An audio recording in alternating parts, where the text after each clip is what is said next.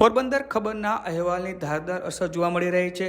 શહેરની જૂની court building જે વર્ષોથી જર્જરિત હાલતમાં છે તેમાં મામલતદાર કચેરી પણ આવેલી છે। બિનવારસુ હાલતમાં કચેરીમાંથી આધાર કાર્ડ અને ચૂંટણી કાર્ડ નજરે પડતા પોરબંદર ખબરે અહેવાલ જ પ્રસારિત કર્યો હતો। આજે અહેવાલ પ્રસારિત થતાની સાથે મામલતદાર છે તે એક્શનમાં આવ્યો છે અને સ્થળ મુલાકાત લેવામાં આવી છે। આવો સાંભળીએ પોરબંદરના મામલતદાર આ મુદ્દે શું કહી રહ્યા છે। જૂની કચેરીમાં જે જૂની મામલતદાર કચેરી પહેલાં બેસતી ત્યાંનું જૂના જે આધાર કાર્ડ અને ચૂંટણી કાર્ડ જૂના મળી આવેલા છે, જે 1996-97 વાળા ચૂંટણી કાર્ડ છે, તેઓ શરૂઆતમાં 2 નકલમાં બનાવવા આવતા કે એક નકલ મતદારને દેવાની હોય અને એક નકલ ઓછી તરીકે રાખવામાં આવતી। તેનો અમુક સમય બાદ નાશ કરવાનો હોય છે, પરંતુ જે તે વખતે નાશ કરી શકાયેલ ન હોય, જેથી હવે અત્યારે આ તમામ જે ચૂંટણી કાર્ડ છે એ બધા એકંદર ભેગા કરી અને અત્રેની કચેરીમાં કસ્ટડીમાં રાખેલ છે અને તેને નાશ કરવા માટેની મંજૂરી માગી અને નાશ કરવામાં આવશે।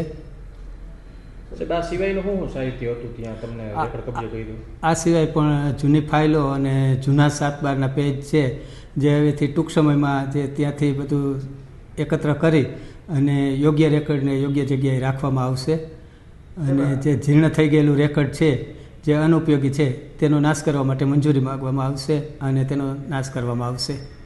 કચેરી જે અટાણા છે બંધ છે, કેના હસ્તક છે બિલ્ડિંગ અને કોણ હેન્ડલિંગ કરે છે? હાલની જે બંધ કચેરી હસ્તક છે નાયબ કાર્યપાલક ઇજનેર સ્ટેટ હસ્તકની છે। જે રૂમ છે ખુલ્લો છે એ અગાઉ સીલ કરવામાં આવેલો હતો, એ કેવા વાત મળે છે કે સીલ કરે?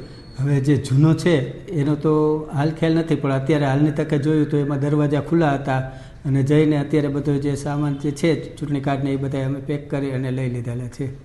સાહેબ, આખી બિલ્ડિંગ એમને ધણી થોડી વગરની પડી છે રેટી, તો આને લઈને સાહેબ માર્ગ અને મકાન વિભાગને કોઈ ધ્યાન દોર્યું છે?